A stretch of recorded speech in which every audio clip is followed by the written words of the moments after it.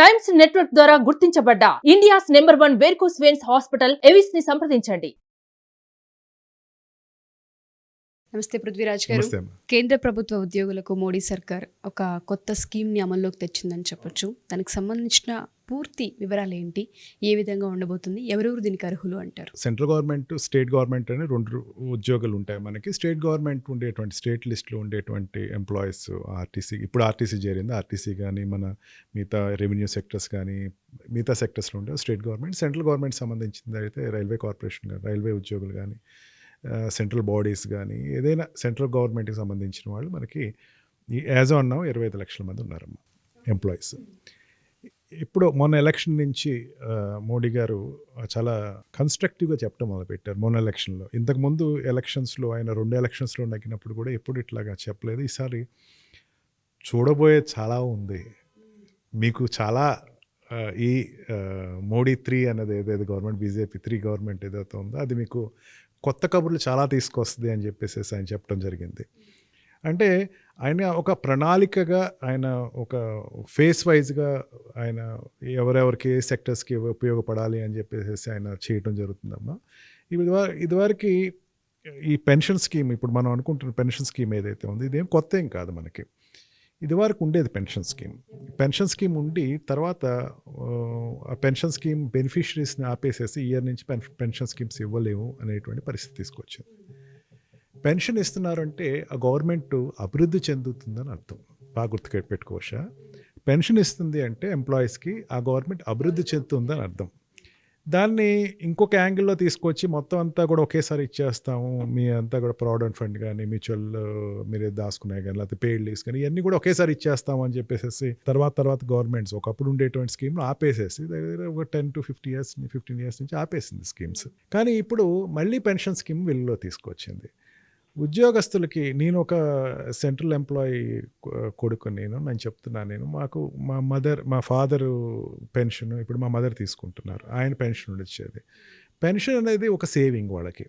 ఆ సేవింగ్లో ఏమవుద్దంటే వాళ్ళు ఇప్పుడు ఇచ్చిన పెన్షన్ స్కీమ్లో 10% వాళ్ళ కాంట్రిబ్యూషన్ ఇవ్వగలిగితే, అంటే వాళ్ళు గవర్నమెంట్ నుంచి ఇంకొక 14% to 18% వరకు ఇస్తాను. అంటే యాజ్ ఆఫ్ నో పైలట్గా 14% ఉంది, తర్వాత 18% పెన్షన్ కాంట్రిబ్యూషన్ గవర్నమెంట్ ఇస్తుంది. అంటే వాళ్ళు టోటల్గా 24% ప్రతి నెల వాళ్ళు దాయటం జరుగుతుంది. ఆ దాసినటువంటి అమౌంట్ అనేది ఇంట్రెస్ట్ రూపంలో వీళ్ళకి ఇవ్వటం జరుగుతుంది అనమాట. ఇది చాలా అద్భుతమైన స్కీము. ఇది నిజంగా ఉద్యోగస్తులకు ఒక వరం అని చెప్పాలి. రిటైర్ అయిన వాళ్ళకి మనకి ఏదైనా ఎక్కడికైనా ఒక డబ్బు ఒకేసారి ఇచ్చేసామనుకోండి, వాళ్ళు ఖర్చు పెట్టేసేసి కనపడదు, ఇబ్బందులు పడుతూ ఉంటారు. ఒక శాలరీ లాగే ఉంటుంది, భరోసా. ఎగ్జాక్ట్లీ, వాళ్ళ భరోసా ఆ కుటుంబానికి. నేను ఎక్కువ ఈ కోర్టులో ఈ సర్వీస్ మ్యాటర్స్ ఎక్కువ చేస్తూ ఉంటానమ్మా. మా దగ్గరికి వస్తూ ఉంటారు ఈ సర్వీస్ మ్యాటర్స్లో, పెన్షన్స్ గురించి, వాటి గురించి. ఎంత అద్భుతంగా మన ఈ భారత ప్రభుత్వం కానీ, రాష్ట్ర ప్రభుత్వం కానీ, కేంద్ర ప్రభుత్వం కానీ అంత అద్భుతంగా ఇచ్చిందంటే, ఈ పెన్షన్ వీడి తర్వాత వాళ్ళ వైఫ్ తర్వాత కూడా అన్నది రాసిందమ్మా. వైఫ్ తర్వాత మీకు సుమన్ టీవీ ద్వారా నేను చెప్తున్నాను, మీకు అది చాలామంది తెలియదు. తెలిసినా సరే నేను మళ్ళీ ఒకసారి చెప్తున్నాను అనుకోండి. వాళ్ళ ఇంట్లో అన్మ్యారీడ్ డాటర్ అన్మ్యారీడ్ డాటర్ అంటే ఏదో అవుట్ ఆఫ్ 25 years 30 years వచ్చేసి అన్మ్యారీడ్, ఇంకా అనేకమైన వికలాంగత్వం వల్ల చేసుకోకపోయినా, ఏవైనా కారణాల వల్ల ఆగిపోయినా, డైవర్స్ అయినటువంటి కూతురు ఇంటికి వచ్చిన 80% కన్నా ఎక్కువ వికలాంగత్వంతో ఉన్నటువంటి కొడుకు కానీ కూతురు కానీ ఇంట్లో ఉన్నా వీళ్ళందరికీ కూడా మదర్ తర్వాత పెన్షన్ కంటిన్యూ అవుతాం.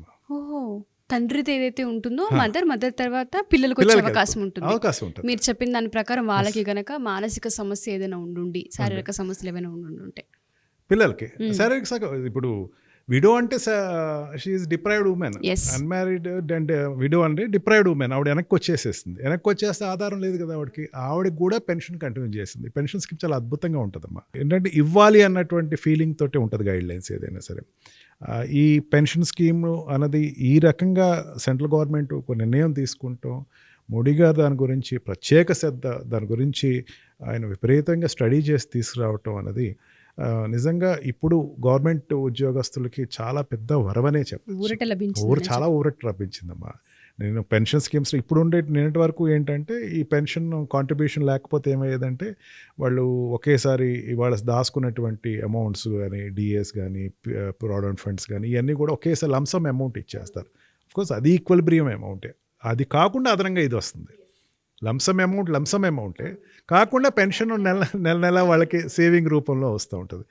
ఆ పెన్షన్ కూడా ఎట్లా వస్తుందంటే అమ్మ ఒక స్టేజ్ దాటేసే 30 ఇయర్స్ వాడు ఎంప్లాయ్ చేశాడు అనుకోండి అమ్మ, వాడికి ఎంత అమౌంట్ వస్తుందంటే వీడి శాలరీ కనుక 1,50,000 అట్లా వస్తుంది అనుకోండి నెలకి. అంటే వాడు ఫైనల్టీకి వచ్చేసరికి టేక్ హోమ్ కానీ ఇవన్నీ కూడా టేక్ హోమ్ కాదు బేసిక్ కానీ చూసుకుంటా ఉంటే కటింగ్స్ పోను వాడికి 1,00,000 రూపాయలు ఎంత వస్తుంది అనుకో, 1,50,000 1,00,000 తీసుకున్నాడు అనుకోండి, 1,00,000లో 50,000 వరకు వస్తుందమ్మా. వాడికి సేవింగ్ అంత ఉండిపోద్ది, అంటే 50% వస్తుంది అన్నమాట శాలరీ వాడికి ఆ రోజు నుంచి. అది కాకుండా దాచుకునే డబ్బులు అవి చూసుకున్నా సరే దగ్గర శాలరీ కంటిన్యూ అన్న పరిస్థితి వస్తుంది. ఇప్పటివరకు ఏమయ్యేదంటే కేవలం ఖర్చు పెట్టుకోని సెలవులని ఉంటాయి వాళ్ళు, పెయిడ్ లీవ్స్ అంటారు, పెయిడ్ లీవ్స్ కానీ ప్రావిడెంట్ ఫండ్ కానీ బోనస్లు కానీ ఈ సేవింగ్స్ ప్రావిడెంట్ ఫండ్లో వాడు దాచుకుంది కానీ ఇవన్నీ కూడా వాడికి ఒకే లంసమ్ అమౌంట్ ఇచ్చేసేసేవారు, అదే ఇంకా అమౌంట్ అనుకునేవారు. ఆ రకంగా కొంచెం అన్యాయం జరిగిందనే చెప్పచ్చు. నేను యాజ్ ఎ ఎంప్లాయీ సన్గా చెప్తున్నాను, కొంచెం అన్యాయం జరిగింది ఇక్కడ.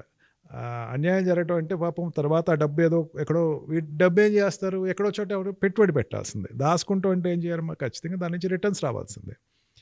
ఎక్కడో ఎవరికో నమ్మివ్వటం, ఎక్కువ అదే కేసెస్ వెరిఫై చేస్తూ ఉంటాం, చూస్తూ ఉంటాం అన్నమాట రెగ్యులర్గా. అది ఎక్కడో ఎవరికో పెట్టడం, ఏదో స్కీమ్స్లో పెట్టడం, లేకపోతే ఏదో షేర్స్లో పెట్టడం, లేకపోతే ఎవరికైనా అప్పు ఇవ్వటం, అయితే కూతురు పెళ్ళిళ్ళు చేయటం. కూతురు పెళ్ళిళ్ళు చేయటం ఖర్చు అయిపోతుంది, పాపం డబ్బు అయిపోతుంది, ఇంకేం డబ్బు కనపడుతుంది. తర్వాత వీళ్ళకి అనేసరికి డిపెండబిలిటీ, ఎవరి మీద డిపెండ్ అయిపోవటం. దీని నుంచి మంచి రిలాక్సేషన్ అబ్రాడ్ లాంటి కంట్రీస్లో, యూరోపియన్ లాంటి కంట్రీస్లో, యూరోప్లో కానీ అమెరికా కానీ ఎంప్లాయీస్ కాదు ప్రతి సిటిజన్కి ఇస్తారమ్మా, ప్రతి సిటిజన్కి పెన్షన్ స్కీమ్ ఉంది. ఇండియాలోకి వచ్చేసరికి కేవలం ఈ ఎంప్లాయీస్ వరకే ఉంది. అఫ్కోర్స్ మోడీ గారు ఇంతకు ముందే ఒక స్కీమ్ మనకి పెన్షన్ స్కీమ్ అనేది మనమైనా కాంట్రిబ్యూట్ చేసుకోవచ్చు, 1,000 రూపీస్ నుంచి స్టార్ట్ చేశాడు, నెలలా దాంట్లో కాంట్రిబ్యూట్ చేస్తే మనకి ఎప్పటి నుంచి కావస్తే ఇంకా చాలా నేను కాంట్రిబ్యూషన్ అంటే అప్పటి నుంచి ఇంట్రెస్ట్ తోటి పెన్షన్ మనకు వస్తుంది. అబ్రాడ్లో కాంట్రిబ్యూషన్ ఆఫ్ ద గవర్నమెంట్ చాలా ఎక్కువ ఉంటుంది, అందుకని వాళ్ళకి ఉండేటువంటి అక్కడ ఉండే ప్రజా సంక్షేమ పథకాల కింద. ఇండియాలోకి వచ్చేసరికి ఎంప్లాయీస్కి ఇచ్చారు. ఇప్పుడు స్టేట్ గవర్నమెంట్లు కూడా ఆటోమేటిక్గా స్టార్ట్ చేస్తాయి. మరి పెన్షన్ ఇచ్చారు అంటే స్టేట్ గవర్నమెంట్ కూడా రికమెండేషన్ చెప్తారు, మీరు కూడా స్టార్ట్ చేసేయండి అని. ఇప్పుడు స్టేట్ గవర్నమెంట్ మనకి లేవు, ఇప్పుడు మళ్ళీ స్టార్ట్ అవుతాయి వీళ్ళకి కూడా స్టేట్ గవర్నమెంట్స్ కూడా దాన్ని తీసుకుంటాం.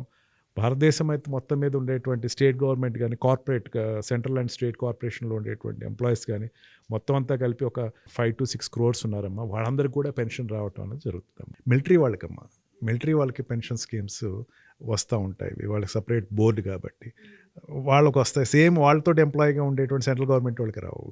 ఇక్కడ ఉండేటువంటి మనకి ఇక్కడ మిలిటరీ సెక్టర్స్ ఉన్నాయి మనకి. దీంట్లో ఏంటంటే 2 సెక్టర్స్ ఉంటారు. ఒకటేమో మిలిటరీ సెక్టర్ అంటే మిలిటరీ ఆఫ్ ట్రైనింగ్ అయిన వాళ్ళు, పక్కనే గవర్నమెంట్ సెక్టర్స్ వస్తాయి. వాళ్ళిద్దరూ వెళ్తారమ్మా, ఇద్దరు ఒకేసారి రిటైర్ అవుతారు. ఉషా సడన్గా వీడికి గవర్నమెంట్ మిలిటరీ నుంచి వచ్చేవాడికి పెన్షన్ తోటి బయటకు వస్తాడు, వీడికి పెన్షన్ లేకుండా బయటకు వస్తాడు. కొంచెం వాళ్ళకి డిస్క్రిమినేషన్ కనపడతా ఉండేది. ఇప్పుడు అది పూర్తిగా పోయిందని చెప్పచ్చు. మంచి డీటెయిల్ అందించారు సార్, చాలామందికి ఉపయోగపడుతుంది వీడియో. చాలామంది ఇది చూసిన తర్వాత ఒకసారి అంటే వాళ్ళకి సంబంధించింది కూడా వాళ్ళు క్రాస్ చెక్ చేసుకునే అవకాశం ఉంటుంది కేంద్ర ప్రభుత్వ ఉద్యోగులు ఎవరైతే ఉంటుంటారో. Thank you sir, thank you so much. Suman టీవీలో మీ పర్సనల్ అండ్ బిజినెస్ ప్రమోషన్స్ కోసం కింది నెంబర్కి కాంటాక్ట్ చేయండి.